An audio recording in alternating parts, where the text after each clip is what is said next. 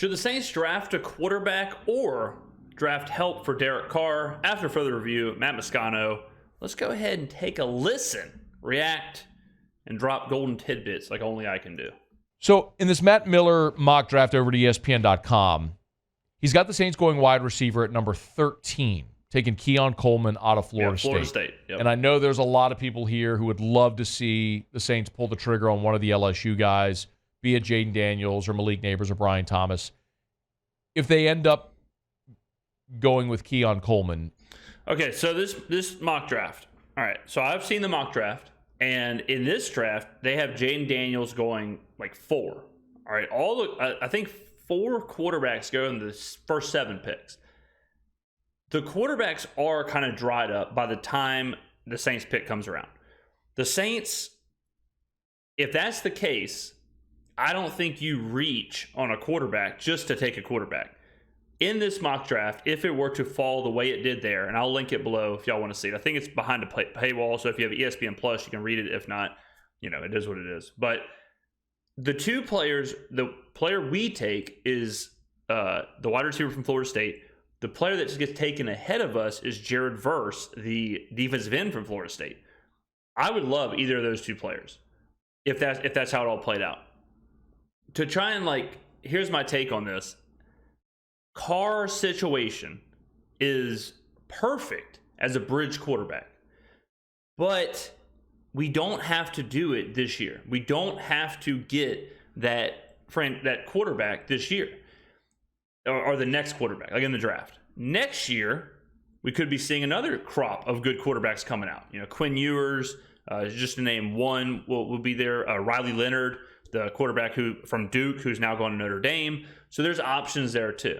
Okay, you can get somebody late in this draft, like a Bo Nix or someone like that, who you maybe want to check out in round 2. So there's options here too. I'm way more focused on the coaching staff than I am the quarterback, because if we're getting a new coaching staff, we're getting new ideas, we're getting new scheme, we're getting new identity, I'm okay with letting Derek Carr kind of see how he operates there. Because if let's say we draft Michael Penix, and we go get Eric Bieniemy or Ben Johnson or Joe Brady or whoever, and let's say Derek Carr has a career year next year and the Saints are really good, that wouldn't surprise me at all. But now all of a sudden you've got a guy who you've paid a ton of money for, who's playing really well in a new scheme that's finding some consistency. That's not really the time you would shift and go to Penix, So I'm torn. If for some reason Daniels fell, if for some reason Drake May fell or Caleb Williams fell or whatever, and we could get one of those guys, yeah, okay, sure, take them. I'm more, my strategy with the NFL draft is you take the best available player. Unless something insane happens where really like a generational player falls and you just have the chance of getting a super talented player. But most of the time, I err towards take the best player, don't reach, because hopefully at the end of a couple of years, you've gotten the best available player in 3 or 4 draft classes. All of a sudden, you've got a bunch of good players on the field. That's the dream. If you're constantly reaching to try and fill holes and you may not be getting the best player, you may not be getting value or whatever. So if all the quarterbacks are taken, I wouldn't be mad at all if the Saints traded down. If they traded down and got some draft capital, or if they took a huge need, like a wide receiver to replace Michael Thomas, like a defensive end. God knows we need help rushing the passer. So, or even like a stud offensive lineman, whatever we have to do. I have no issue with that. I don't think it's as dire that we draft a quarterback as it is that we go get the right guy, the offensive coordinator, the head coach, whoever it's going to be in the future. It would be really hard to be upset about that. You were talking about a dynamic 6'4" wide receiver that made a lot of people look silly. He was a prep basketball star at Opelousas, who clearly has great athleticism and leaping ability, strong hands. I mean, we all saw it firsthand in the game against LSU in the season opener this year. The only thing that might cause Saints fans to be a little disappointed with this pick isn't Keon Coleman. it would be not taking a quarterback. And I just want to be very clear. And I don't know that I could be more clear about this. I would love to see the New Orleans Saints draft a quarterback. I have talked about this plenty. I want the Saints to draft a quarterback. I was the guy when they signed Derek Carr who said, that's a mistake. And so many of you called me a hater. And this isn't me taking a victory lap. It's just being very clear that this isn't with the benefit of hindsight after watching Derek Carr for so far through this point in the season with 4 games to go. Said this when they signed him. You're in year 10. You have a large enough sample size. You know what he is. Here's the problem. If you want the Saints to move on from Derek Carr. Derek Carr has a $52.8 million dead cap number next year. Meaning if he's not on your roster... Oh, he'll be on the roster. I can go ahead and tell you that. And that's kind of my whole thing where, in my mind, and I could be wrong, I rarely am, but I could be wrong. In my mind, Carr will be here next year. In my mind, we will have a new head coach and a new offensive coordinator next year. So it's hard to imagine us getting an offensive coordinator and a head coach, whatever, who's willing to come in and take a $52 million dead cap hit. That's a tough situation to walk into. So more than likely, they're going to be comfortable with the idea of playing Derek Carr for at least one more season, which, if they come in and they say, we'll play him for one more season, that does lend itself to being a perfect situation for a bridge quarterback. You can go get your Jayden Daniels. You can go get your Drake May or whatever, whoever it ends up being. You can get them, let them sit behind Carr, learn, develop, understand the game, deal with Carr, and then move on from Carr. We can cut him after the second year. It's not that big of a hit. It's not that big of a deal at all. Then you can play your franchise guy. That does line up perfectly. It really does. So that's how I think you should play it. Like I said before, the only way you don't is if that guy isn't there. If they all go and you're staring at Bo Nix, all of a sudden it's like, let's not waste the 12th pick on that. Maybe we can wait a year. Maybe we can slow that process down. So the Saints have a ton of options at this spot. Ton of options right here. Would I blame Mickey for trading up and going and getting Jayden or going and getting Drake May or going and getting Caleb Williams? No, I wouldn't. I wouldn't blame them at all for that. I would. That's probably what I would do if I had an opportunity to trade up and go get a Caleb Williams if he fell. Yeah, I would do that for sure. And then boom, you know exactly where you're going. And that perfect, right? Caleb Williams coming in, developing, sitting. You let Carr play out the rest. I can't think of a better situation. So the Saints kind of do have a security blanket. It's not as bad as like the Texans were whenever they're staring at Davis Mills and they're thinking, we can't play Davis Mills for another season. We have to draft a quarterback. It's not that bad. The Saints do have a security blanket in Carr. He costs you $52.8 million. If he is on the roster, he costs you $35.7. Yeah. So could you really afford, when you're a team in as bad a cap situation as the Saints perpetually are, having to do their cap gymnastics every year, to eat $52.8 million? And the answer is no. No, the answer is so no, you obviously have to wrap your head around this reality. As we start this conversation, you have got to understand and accept this reality. Derek Carr is going to be on the New Orleans Saints roster in 2024. Period. Me and Matt agree here. Hey, look, it's good to see, it's good to see a couple of New Orleans media members agreeing on something. 100%. You got to understand that. Like, for some reason, and I think it's the Madden culture, the fantasy football culture where fans just want to cut players after 5 games. They want to make impossible trades. They want to make impossible draft picks. They want to do all this stuff. This is the reality of it. All right. I had somebody in the comments a couple weeks ago saying the idea of draft capital or the idea of a salary cap investment in a player doesn't matter. I can promise you this, it does matter. Okay. I can 100% promise you it matters that we have $50-something million into Derek Carr next season if he's not on the roster. I can 100% guarantee you that matters.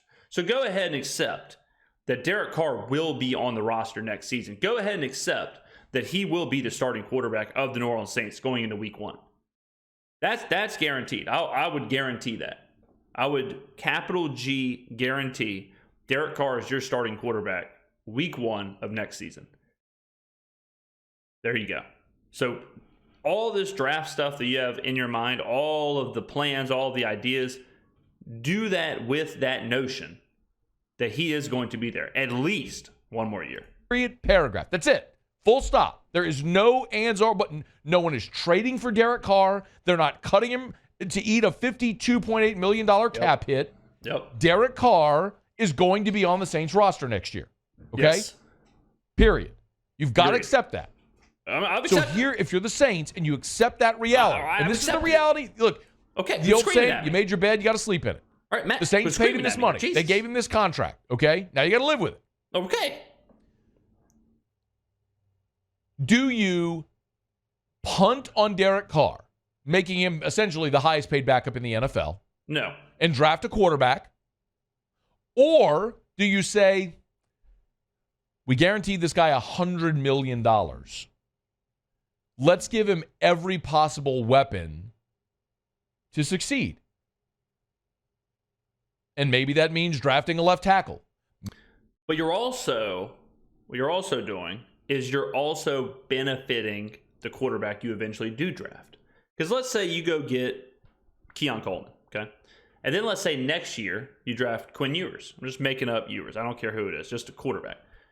Let's say you draft Quinn Ewers. Quinn Ewers is coming into a situation now where he's got Keon Coleman. He's got Chris Olave. He's got Rashid Shaheed, right? So you're kind of reverse engineering the Bengals drafting Joe Burrow and then Jamar Chase. If the Bengals drafted Jamar Chase first and then drafted Joe Burrow, the destination is still the same, right? So if you draft Jared Verse, or if you draft an offensive lineman, or if you draft whoever this year, let Carr get to the end of his salary cap situation where you can maneuver a little bit, then you get your guy. That's fine too. We can't be impatient with this kind of stuff. We can't be impatient to the point of where we're negatively affecting the franchise because we're so impatient. Not to mention, this completely hinges on who we go get as a head coach and an OC. I would bet a lot of doll hairs that Dennis Allen is not making this pick. That Pete Carmichael, can you imagine him even trying to figure out how to operate Sling or YouTube TV to even watch the draft? I don't think those two are going to be involved. So we're doing a lot of mental gymnastics here. Matt Moscona is screaming at me for no reason. We're doing a lot of that without even knowing what philosophy, what offense we're running, what we're even looking for in a player. Maybe that means drafting Keon Coleman. Maybe that means drafting Brock Bowers. However it may look. That's the conversation the Saints are going to be having in the front office. Yes. It's not, hey, cut Derek Carr. Nobody's trading for Derek Carr. No, they're not. Because not only are you trading for the player, you're trading for the contract. Yeah. So what team would take on that deal for this guy who had 37 passing yards 5 minutes into the fourth quarter on Sunday against Carolina? Nobody. So accept the reality Derek Carr is back next year. That's where you have to start. Yes. And then ask yourself, are the Saints willing to draft a quarterback and make Derek Carr a high-paid clipboard holder? Absolutely not. Or that's not. Well, let me push back on that. That's not correlated. Because if you draft a quarterback, you can still play Derek Carr. So just drafting a quarterback doesn't mean he's a clipboard holder. I have been on record for the last decade saying that I think the best case scenario is you draft a quarterback, he sits. You telling me Bryce Young wouldn't have benefited from sitting this year instead of doing what he's been doing? Best case scenario, get your guy, let him sit for at least 8-9 games. Get the pace of the game understood, go through some practices, go through some reps, get used to an NFL game day, all that stuff. So just if you draft a quarterback, if someone does fall or you do make a trade, it doesn't necessarily mean you're eating that contract with Derek Carr, playing with an Etch-a-Sketch on the bench. Do you try to maximize the return on your $100 million investment by drafting him a great wide receiver, a left tackle, whatever it may be? And my guess is the Saints, who in their history have drafted a quarterback in round one time, who just paid Derek Carr $100 million guaranteed and a 4-year, $150 million contract in total, are going to draft an offensive player to help maximize the return on their investment in Derek Carr. Which is probably the right call. That's not what I want them to do. Said it before. Draft a quarterback. Get a quarterback. Give me hope for the future, because it doesn't lie in Derek Carr. Fire Dennis Allen. Yes. Hire a new offensive-minded coach. Draft your quarterback. Let Derek Carr hold a clipboard for a year and then be done with him after 2024. I don't think that's what they're going to do, but that's what I would like to see them do. For whatever it's worth, FPI has the average draft position for the New Orleans Saints at 15. I've seen 12. It's probably the average. I would guess it's probably going to be, I would say like in between 12 and 15. I don't think we win. We would have to basically win out, but I think it'll probably be in that window, 12 to 15. When they run all of their simulations. In this mock, they have the Saints drafting 13th, where they have them Matt Miller has taken Keon Coleman at 13. Yeah. But depending on how the Saints finish, they're likely to finish somewhere in that 12 to 15 range is likely where they're going to be picking. And the other thing worth keeping an eye on is Denver. Because remember, the Saints have Denver's second-round pick. Early this year, when Denver was 1-5, that was looking like it was going to... Yeah, spoiler alert, Denver's going to win 10-plus games. Denver has a crazy easy schedule the rest of the way. The AFC West is a total disaster. I don't know if y'all saw the Chargers from last night, but not exactly the Chargers that we thought they were without Justin Herbert. So, I think Denver will have a pretty good record when it's all said and done. Going to be one of the first 5 picks in round 2. Right now, Denver's projected to pick 18th in round 1, which means you'd be talking about the 50th overall pick would be the second-round pick that the Saints would get from Denver. It's not quite as appealing as the 35th or 37th overall pick in the draft. So we'll keep an eye on Denver as well. For what it's worth, the remaining schedule that Denver has at Detroit, New England, the Chargers, at the Raiders. The combined record of their 4 remaining opponents is 22-30. The only team with a winning record is Detroit this weekend. So it is entirely possible that if Denver holds serve and just wins the games they should, they finish 10-7 and could very well be a playoff team, thus lowering that draft pick that the Saints will get in round 2. If I had to paint a perfect picture, I would say the Saints draft Keon Coleman this year or Jared Verrett. I'm fine with either, because we need a defense. We need a pass rush so bad. If we still had Trey Hendrickson, it's a completely different team. So if we got a stud pass rusher, I'd be totally cool with that. But you draft one of those 2 guys this year. Next year, I love Riley Leonard, like I said, the quarterback from Duke, who now is going to play at Notre Dame. I would love if they drafted him next year. If that's the situation, I'd be very happy with that. The only way I would draft a quarterback where they're at right now is if they could package some stuff together, move up, and get a generational guy like Drake May or Caleb Williams. I've seen a couple mocks where Williams falls to 6, which isn't going to happen. But if you can move from 12 to 6 to take Williams, I'd be over the moon. But again, that's not going to happen. So all things equal, if I could give you a blueprint, give you a map, it would be fire Allen, fire Carmichael, get a new head coach, get a new OC, get Verse or Coleman this year, let Carr play next year, cut Carr unless he has a career year, and draft your franchise quarterback. That's it. Let me know in the comments below, ladies and gentlemen, what would you do? Draft quarterback or draft somebody else and see how it goes? Where would you prioritize things? Is it quarterback? Is it head coach? Is it OC? Is it defensive end? Is it wide receiver? Get on down there. Let me know. I'll be in the comments replying. Thank you for watching. I will see you in the next video.